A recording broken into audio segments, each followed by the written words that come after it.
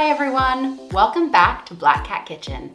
I'm Daniela and today we're celebrating the autumn harvest with this gorgeous roasted vegetable galette. I'm going to show you how to make the pastry from scratch, but you can use store-bought just to make it easier. You'll find a list of ingredients and measurements in the description below. Preheat your oven to 200 degrees Celsius or 400 degrees Fahrenheit. Let's start with roasting our garlic. With a sharp knife, cut the top off of a whole head of garlic. You'll want the cloves to be exposed. Place your head of garlic on a sheet of aluminum foil, then drizzle with a little bit of olive oil. Scrunch the aluminum foil until your garlic is nicely wrapped up. And since I'm turning on the oven, I may as well roast a few. Halve and peel 3 banana shallots. The shallots will go cut side down into our roasting tray with a little bit of olive oil.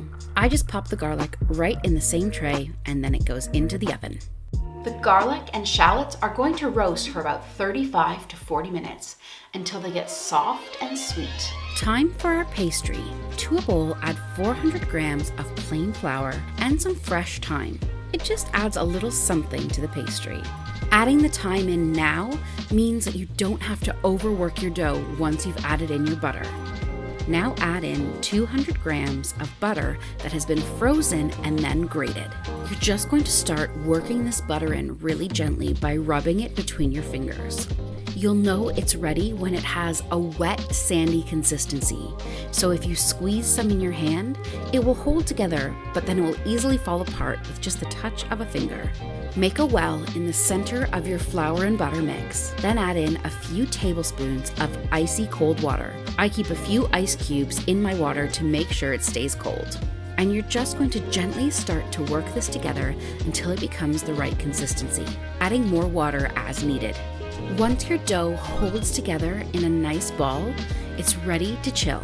I pat my dough into a circular shape so that I don't have to overwork it too much once it's come out of the fridge and we roll it out for our galette. We're going to wrap that in some plastic wrap and pop it in the fridge while we prepare the rest of our fillings. The food processor can be your best friend in this recipe. You can make the pastry in it, you can slice your vegetables, you can even whip up your cheesy filling. Peel and thinly slice 1 small sweet potato. You'll want your slices to be about 5 millimeters thick. You'll do the same for your butternut squash. I like to use the top half of the butternut squash for this, and you really only need probably about 1/4 of it. I always like to double peel my butternut squash so that you get to that beautiful flesh on the inside. And I'm going to slice mine into half moons. So I'll start by slicing down the whole center of the squash and then cutting my slices. I slice my carrots into elongated slices, almost as though I'm slicing lengthwise rather than little circles.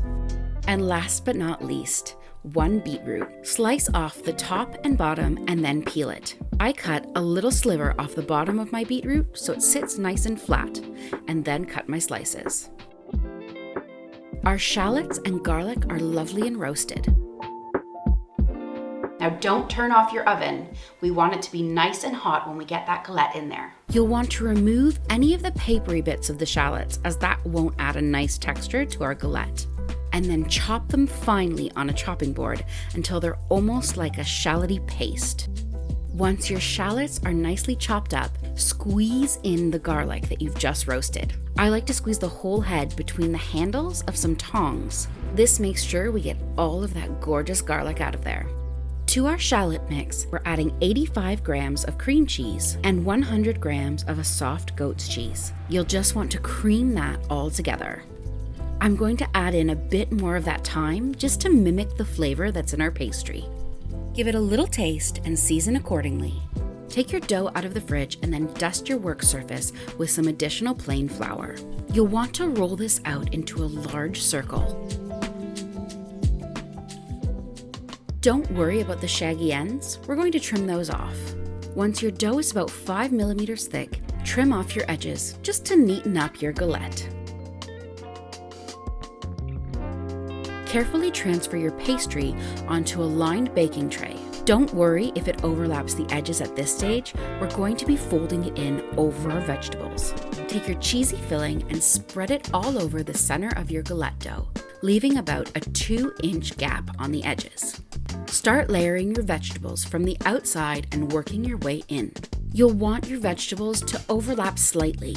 Sprinkle the top of your vegetables with some flaky sea salt and hit it with a bit more of that thyme.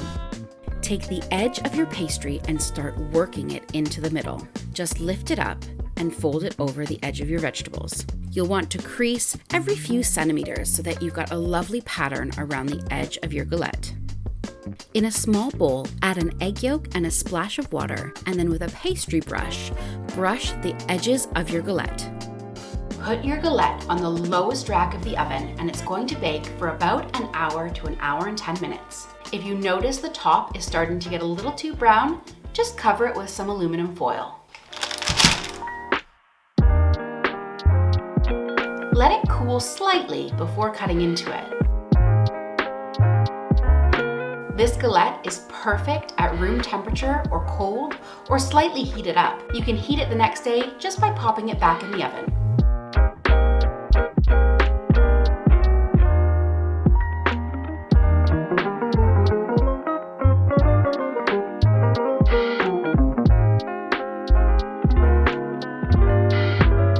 Thanks so much for watching. If you're looking for more cozy fall foods, check out my cinnamon buns here. And make sure to hit that subscribe button. If you like this video, please give me a big thumbs up and let me know in the comments below. What's your favorite fall food? See you in the next video.